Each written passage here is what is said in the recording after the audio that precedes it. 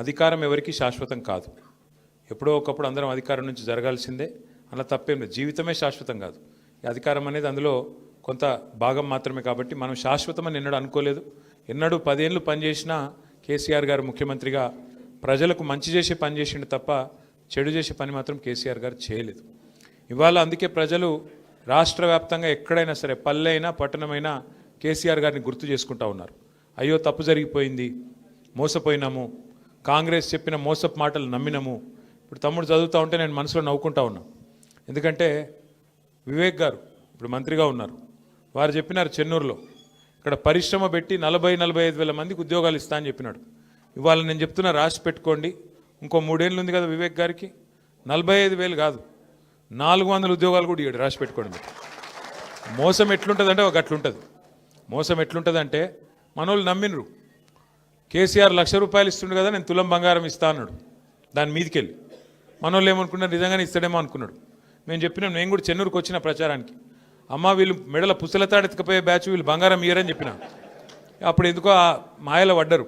స్కూటీలు ఇస్తారట, తులం బంగారం ఇస్తారట, ముసలోళ్ళకి 2 ఇంట్లు ఉంటే 2కి పెన్షన్ ఇస్తారట, అది కూడా 4,000 ఇస్తారట, రైతులకు 15,000 ఇస్తారట, అవి కూడా 100 రోజులనే ఇస్తారట అని చెప్పి ఈస్ట్మన్ కలర్లో ఏదైతే సినిమా చూపెట్టినరో 100 రోజుల్లోనే 6 గ్యారంటీలు.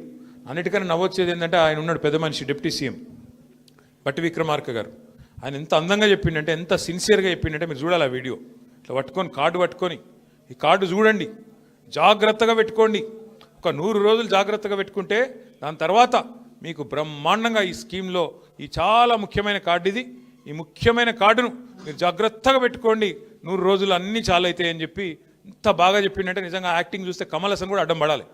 గా లెవెలే చెప్పిండు, జాగ్రత్తగా పెట్టుకోండి అన్నాడు. మరి ఇప్పుడు ఎక్కడ పెట్టుకోవాలని అర్థమవుతలేదు. కార్డు ఎవలకు 2 ఏళ్ళు అయిపోయాయి, ఏడ పెట్టుకోమంటారు కార్డు ఇప్పుడు? 6 గ్యారంటీలు, ఓ బాండ్లు, అఫిడవిట్లు, అన్ని కథలు చెప్పి, అడ్డగోలు మాటలు చెప్పి, పచ్చి అబద్ధాలు చెప్పి ఇలా గద్దెనెక్కిండ్రు. గద్దెనెక్కినాక నడపస్తలేదు, ఏం చేయాలనో అర్థమవుతలేదు. వాళ్ళకి తెలిసింది ఒకటి, పదవులు కాపాడుకోవడానికి కాంగ్రెస్ వాళ్ళకి తెలిసింది ఏంటంటే ఢిల్లీకి సంచులు మోస్తారు అంతే. ఇక్కడున్న వాళ్ళకి ఏమి ఇయ్యరు, తెలంగాణ ప్రజలకు మన్ను కూడా ఇయ్యరు. కానీ ఢిల్లీకి మాత్రం ముఖ్యమంత్రి గారు 62 సార్లు వేయండు. ఇప్పటికీ 62 సార్లు ఎందుకు పోతాడు? మన కోసమో రాష్ట్రం కోసమో కాదు, పోయేది కేవలం సంచులు మోసుకపోవాలి, జీ హుజూర్ అనాలే, సల్యూట్ కొట్టాలి, నా పోస్టు జర దండం పెడతా, ఇంకో 4 రోజులు ఉంచు, నీకింత నాకింత అని మాట్లాడుకోవాలి, ఆడ మూట పెట్టాలి, దండం పెట్టాలి, రావాలి, అమ్మాయి అనుకుంటా. ఇది ముందే చెప్పినాం. ఇది కూడా మనం ఢిల్లీ పార్టీలకు మన జుట్టిస్తే తెలంగాణ ఆగమవుతుంది, మన జుట్టు అలా చేతులు పెడితే తెలంగాణ ఆగమవుతుంది. కాంగ్రెస్ వాడైనా బీజేపీ అయినా, ఒకటి సంచులు మోసేటోడు, ఇంకోటి చెప్పులు మోసేటోడు, పెద్ద తేడా ఏం లేదు. ఒకళ్ళేమో సంచులు మోసే పార్టీ, ఇంకోటేమో చెప్పులు మోసే పార్టీ. అమిత్ షా రాగానే చెప్పులు ఎక్కడిపుతారా అని తిరుగుతున్నాడు ఒక ఆయన వెనక. ఎవరో మీకు ఎరికన్నా నేను చెప్పా, ఎరికే కదా, ఎరిక కాకపోతే మరి సుమన్కి చెప్పి వీడియో పంపిస్తాం, మీకు చూసుకోరు. ఒకటేమో సంచులు మోసే పార్టీ, ఇంకొకటేమో చెప్పులు మోసే పార్టీ. ఇంకా ఎంత అందంగా చెప్తారంటే కాంగ్రెస్ వాళ్ళు ఎలక్షన్ల ముంగట, గ్యారంటీల గురించి చెప్తుంటే, స్కీముల గురించి చెప్తుంటే మనోళ్ళు అసలు ఎక్కడోళ్ళు అక్కడ మైమరిచిపోయినరు. బాబా ఎంత అందంగా చెప్తున్నారు. ఇన్ని వస్తాయా, విద్యా భరోసా కార్డు ఇస్తాం, మీ పిల్లగానికి ఇక ఫీజు రీయింబర్స్మెంట్ బాధనే లేదు, ఒక్కొక్కరికి 5 లక్షల కార్డు మీ చేతుల్లోనే ఉంటుంది, ఫీజు గురించి డోకలేదన్నారు. ఇలా ఫీజు రీయింబర్స్మెంటే 12,500 కోట్లు బాకీ పడ్డారు, కాలేజీలు మూతపడే పరిస్థితి వచ్చింది. ఈరోజు కథ అది, వాస్తవం ఇది. నా విజ్ఞప్తి దయచేసి మీ అందరితోని, సరే ఇంకా నాకు తెలుసు 3 ఏళ్ళు ఇంకా ప్రభుత్వం ఉన్నది, అలా ఆఖరి సంవత్సరం ఎలక్షన్ అనుకోండి, ఉన్నది 2 ఏళ్ళే. మరి ఇలా రాజిరెడ్డి గారు వారితో పాటు మీరందరూ కూడా నిర్ణయం తీసుకున్నారు, ఇక ఈ కాంగ్రెస్ పార్టీతో అయ్యేది లేదు, పోయేది లేదు, ఊదు గాలది పీరి లేవది, వీళ్ళని నమ్ముకుంటే కుక్కతోక పట్టుకొని గోదావరి ఇదినట్టే, సప్పుడేక మళ్ళీ కేసీఆర్తో పోదామని చెప్పి మీరందరూ వచ్చినారు. మీ అందరికీ స్వాగతం, సుస్వాగతం. అది ఒక్క ముఖ్యమైన మాట, మీరు కోల్ బెల్ట్ నుంచి వచ్చిండ్రు. కోల్ బెల్ట్ నుంచి వచ్చిన మీకు ఈ విషయం ముఖ్యంగా చెప్పాలి. కాంగ్రెస్ వాళ్ళు ఎలక్షన్ల ముందేమో స్కీములు అన్నారు, ఇలా చేస్తున్నది మాత్రం మొత్తం స్కాములే. ఆ స్కామ్లో నిన్న పెద్ద స్కామ్ బయటపడ్డది, మీరు చూసే ఉంటారు. సింగరేణిలో ఇదివరకెన్నడూ లేనంత పెద్ద ఎత్తున దోపిడీ జరుగుతూ ఉన్నది. కేసీఆర్ గారు ఉన్నప్పుడు సింగరేణిని లాభాల బాట పట్టించి, నష్టాల నుంచి గట్టెక్కించి, కార్మికులను కడుపులో పెట్టుకొని, కార్మికులకు 10 హామీలు ఇస్తే 9 హామీలు నిలబెట్టుకున్నాం. 90% మనం వారికి పూర్తి చేసి కార్మికుల కడుపు నింపే ప్రయత్నం మనం చేసినాం. కానీ వీళ్ళు ఏం చేస్తున్నారండి, సింగరేణిలో కొత్త నిబంధనలు. గతంలో మన ప్రభుత్వం ఉన్నప్పుడు 9.5 ఏళ్ళు సింగరేణిలో ఏదైనా టెండర్ వస్తే ఎవరన్నా రావచ్చు, ఎక్కడి నుంచి దేశంలో ఎక్కడి నుంచైనా రావచ్చు, టెండర్ వేసుకోవచ్చు. ఆడ కోట్ చేసిన అమౌంట్ ఏదైతే ఉంటుందో దానికంటే తక్కువకే పోయింది. 100 రూపాయలంటే 80 రూపాయలకే నేను చేస్తా అని చెప్పి పోటీలు పడ్డారు. వచ్చిన వాళ్ళు పోటీలు పడి మైనస్ టెండర్లు వేసి ఆ రోజు పనిచేసిండ్రు. కానీ కాంగ్రెస్ రాగానే ఒక కొత్త నిబంధన పెట్టిండ్రు. ఏమని? సైట్ విజిట్ సర్టిఫికేట్ అట. అంటే ఏమిటిది? ఇప్పుడు నువ్వు ఉదాహరణకు నువ్వు చెన్నూరులో ఉన్నావు, ఇక్కడెక్కడో మహబూబ్ నగర్లో ఒక పని పడ్డది. నిజానికైతే ఏంది, 1,00,000 రూపాయలు దాటితే ఏ టెండర్ అయినా కూడా ఈ టెండర్ ఎలక్ట్రానిక్ టెండర్ అంటే ఎక్కడ కూర్చున్న వాళ్ళైనా ఎక్కడైనా టెండర్ వేసుకోవచ్చు. వాస్తవానికి చిన్న కాంట్రాక్టర్ అయినా పెద్ద కాంట్రాక్టర్ అయినా ఎక్కడున్నాడైనా కంప్యూటర్లో కోడే కొట్టుడే, గీడ పని ఉన్నదంటే ఈ రేటుకు నేను చేస్తాను కొట్టుడే. కానీ సింగరేణిలో కాంగ్రెస్ రాగానే కొత్త నిబంధన పెట్టిండ్రు. ఏమని? నువ్వు మా దగ్గర బొగ్గుబాయిలో మా చెన్నూరులో మా మందమరిలో పనిచేయాలనుకో, నువ్వు రావాలి, మొదలు వచ్చి మమ్మల్ని కలవాలి, కలిసి సైట్ చూడాలి, చూసినట్టు నేను సర్టిఫికేట్ నీకు ఇవ్వాలి, ఇస్తేనే నువ్వు టెండర్లో పాల్గొనొచ్చు అని కాళ్ళల్లో కట్టబెట్టే స్కీమ్ పెట్టిరు. ఎందుకు పెట్టిరు ఇది?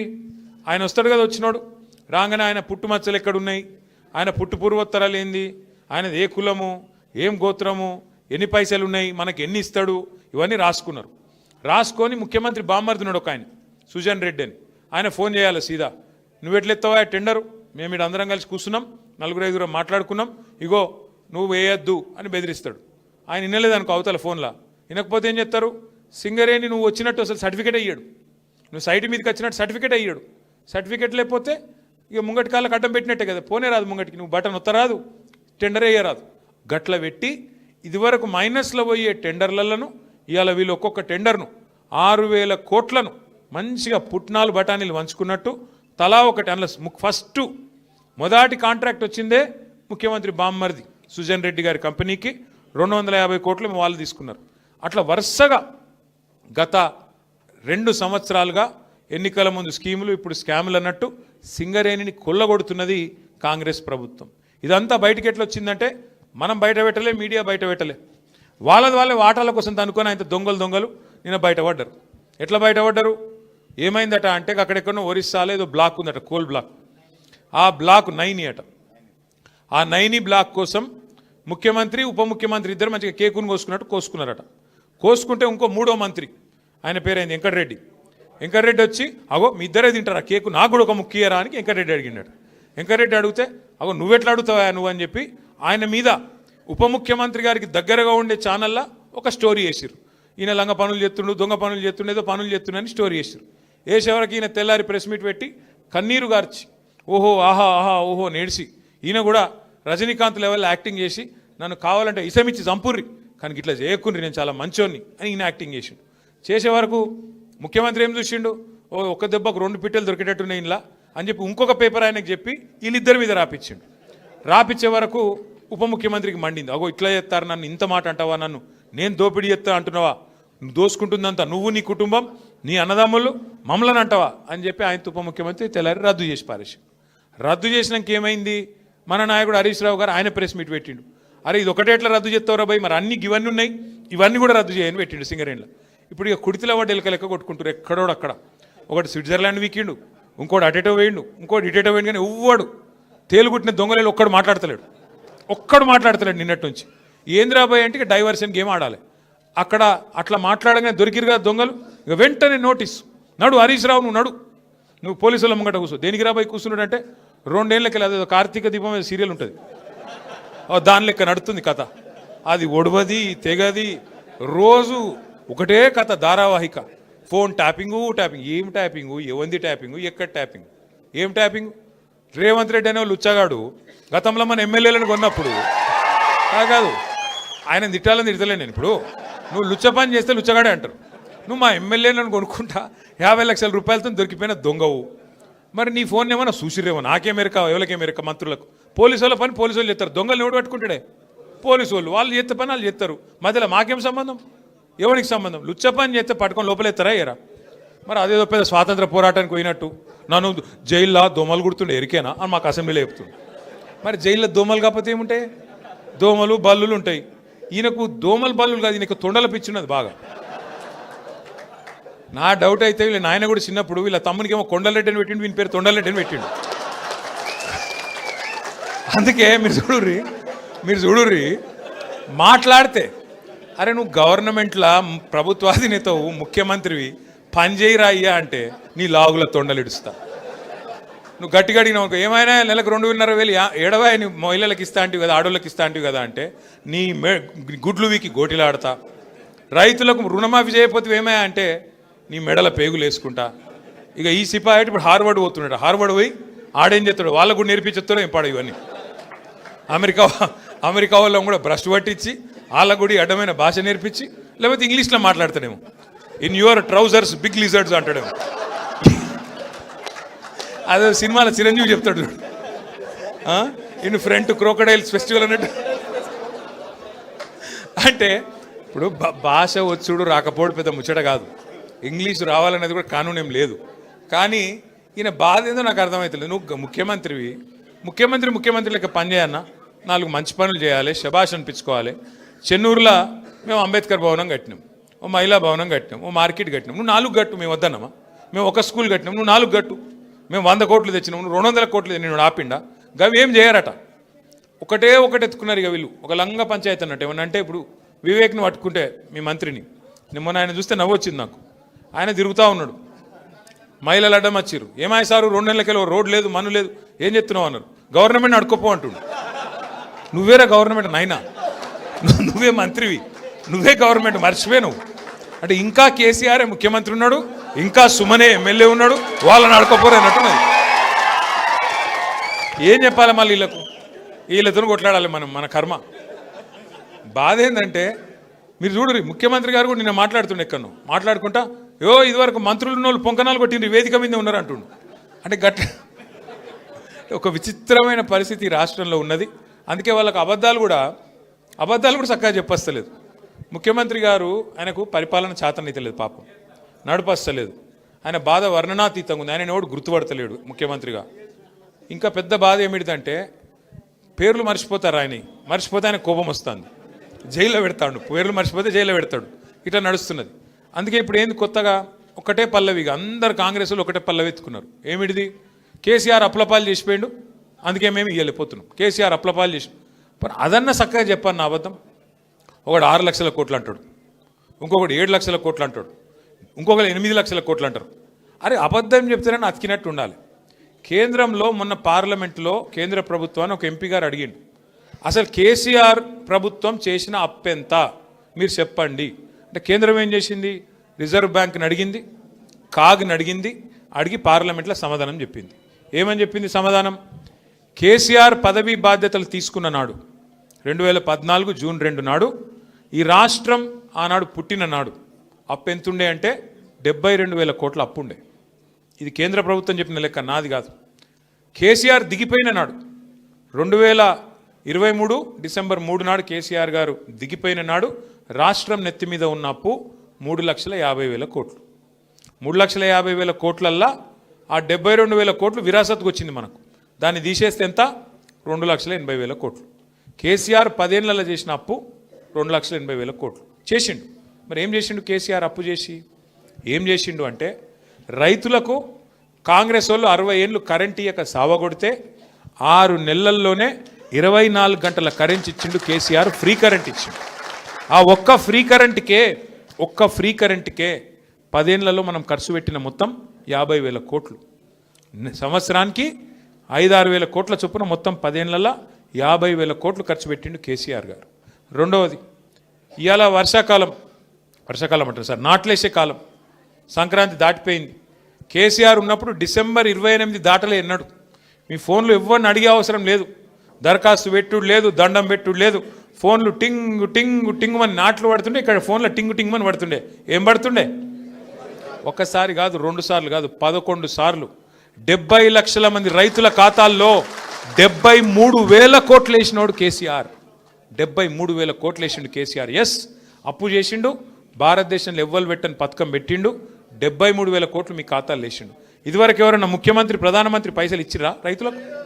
గుంజుకున్నోళ్ళు తప్ప ఇచ్చిన వాళ్ళు ఉన్నారా? రైతులకు ఉచిత కరెంట్ ఇచ్చిండు, బ్రహ్మాండంగా పెట్టుబడి సాయం చేసిండు. ఒక రైతు చచ్చిపోతే 5 లక్షల రూపాయలు సంవత్సరానికి 1,500 కోట్ల ప్రీమియం కట్టిండు కేసీఆర్. ఇంటింటికి నల్లా పెట్టి 40,000 కోట్లు ఖర్చు పెట్టి మిషన్ భగీరథతో ఇంటింటికి నీళ్ళు ఇచ్చిండు కేసీఆర్ గారు అప్పు చేసిండు కొత్త జిల్లాలు చేసి కలెక్టరేట్లు కట్టిండు అప్పు చేసిండు కొత్త జిల్లాల్లో మెడికల్ కాలేజ్ పెట్టిండు అప్పు చేసిండు నర్సింగ్ కాలేజ్ పెట్టిండు అప్పు చేసిండు 1022 గురుకుల పాఠశాలలు పెట్టిండు అప్పు చేసిండు మీ జైపూర్లో విద్యుత్ కేంద్రం కట్టిండు అప్పు చేసిండు కేసీఆర్. కానీ తెలంగాణకు సంపద సృష్టించిండు, మీ భూముల విలువ పెంచిండు. చెన్నూరులో మీరు గుండె మీద చేసుకొని చెప్పండి, కేసీఆర్ రాకముందు భూముల విలువ ఎంతుండే, కేసీఆర్ వచ్చినాక భూముల విలువ 2023 నాటికి డబల్ అయిందా, ట్రిపుల్ అయిందా, ఎన్ని రెట్లు అయింది ఒకసారి గుర్తు చేసుకోండి. రాష్ట్రం సంపద పెంచిండు కేసీఆర్. ఎంతసేపు అప్పు చేసిండు, అప్పు 2,80,000 కోట్ల అప్పు చేసిండు. కానీ కేసీఆర్ ఇవన్నీ చేసిండు. మరి నువ్వేం చేసినావు? 2 ఏళ్ళ నువ్వు కూడా 2.5 కోట్ల అప్పు చేసినావు, 2.5 కోట్ల లక్షల అప్పు చేసినావు, 2,50,000 కోట్ల అప్పు చేసినావు. ఏం చేసినావు చూపెడతావా? రైతు బంధు ఇచ్చినవా? పెన్షన్ పెంచినవా? తులం బంగారం ఇచ్చినవా? మహిళలకు 2,500 ఇచ్చినవా?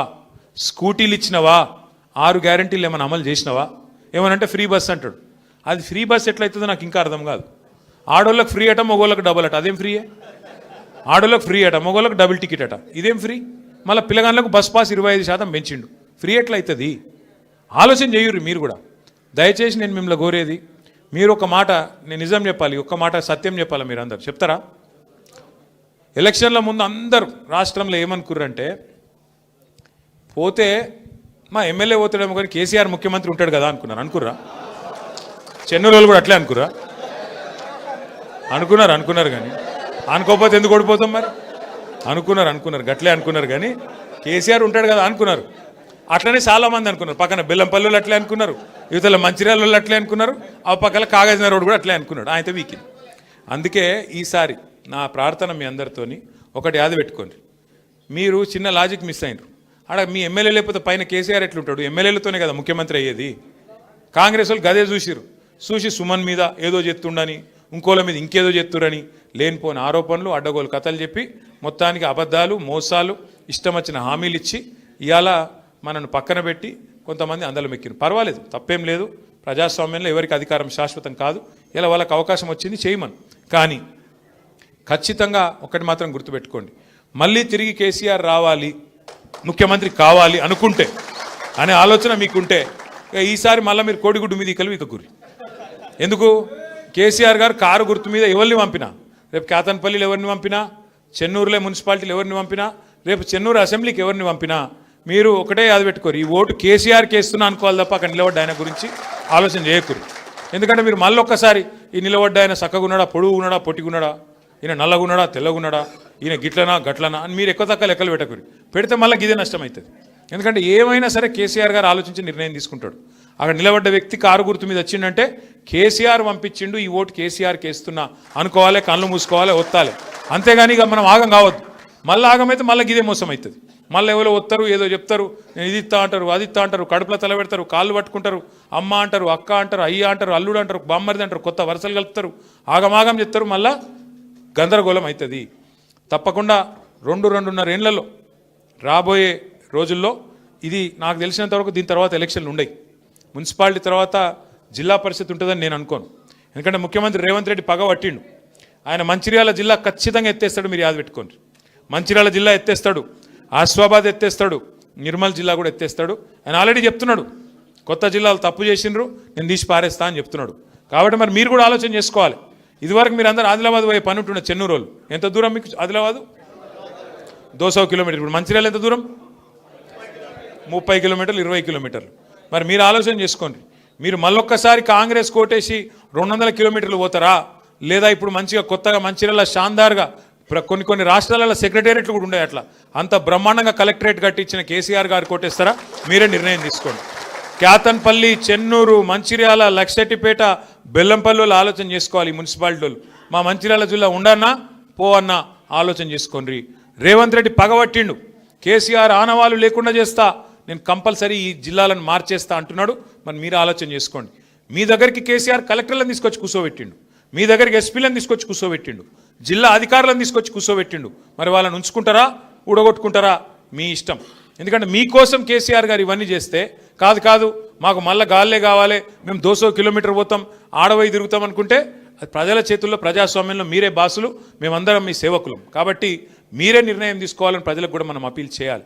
అట్లాగే ఈ మున్సిపల్ ఎన్నికల్లో కూడా ఖచ్చితంగా మనం ఒక మాట చెప్పాలి. మనం ఉన్నప్పుడు ఏం పని చేసినాం, ఇవాళ ఈ 2 ఏళ్ళలో ఏం పని అయింది. దోమల మందు కొట్టేటోడు లేడు, వాస్తవంగా చెప్పానంటే. ఆఖరికి పెద్ద పెద్ద పనులు ఇడిచిపెట్టుర్రి, దోమల మందు కొట్టేటోడే దిక్కులేడు. ఇవాళ బుగ్గలు ఎలుగుతలేవు ఊళ్ళల్లో, పట్టణాలలో కానీ పల్లెల్లో కానీ బుగ్గలు మార్చేటోడు దిక్కులేడు. అట్లాంటి పరిస్థితి వచ్చింది ఇలా కాంగ్రెస్ వచ్చినాక. కాబట్టి దయచేసి మీ అందరినీ కోరేది, ముఖ్యంగా ఇక్కడ నుంచి గ్రామాల నుంచి వచ్చేసిన సోదరులు కూడా ఉన్నారు, మున్సిపాలిటీ నుంచి వచ్చిన సోదరులు కూడా ఉన్నారు, పట్టణాల నుంచి. మీతో నా ప్రార్థన, గ్రామాల సోదరులు ఎవరైతే మొన్న పంచాయతీ ఎన్నికల్లో బాగా కొట్లాడినరో వారికి అభినందనలు చెప్తూ, వారందరూ కూడా తప్పు వేసుకుంటారు. మిమ్మల్ని అందరినీ వార్డుల వారీగా, డివిజన్ల వారీగా వేసుకుంటారు. వారి నాయకత్వంలో మీరందరూ కూడా ఎక్కడి వారు అక్కడ మా ఎలక్షన్ అయిపోయింది అన్నట్టు కాకుండా మీరు కూడా కొద్దిగా ఎఫర్ట్ పెట్టాలని చెప్పి కూడా కోరుతూ, మళ్ళొక్కసారి మీ అందరికీ నా రిక్వెస్ట్, రాజన్నకు ప్రత్యేకంగా జర ఆగమాగ మురుకుతున్నాయి అనుకోకున్నాను, ఎందుకంటే నాకు పోయే వరకు ఇంకా 7 అవుతుంది. ఆడ ఇప్పటికే ర్యాలీ స్టార్ట్ అయింది. కాబట్టి మీరు అందరు పర్మిషన్ ఇవ్వాలని కోరుతూ, మరి మీరు కూడా ఇంకా భోజనం నాకు తెలుసు, 4:30 అవుతుంది. జర అందరు భోజనం చేసిరా, అందరికి భోజనాలు కూడా ఏర్పాటు చేసినారు. మళ్ళొకసారి పేరు పేరున అందరికి నమస్కారం. జై తెలంగాణ.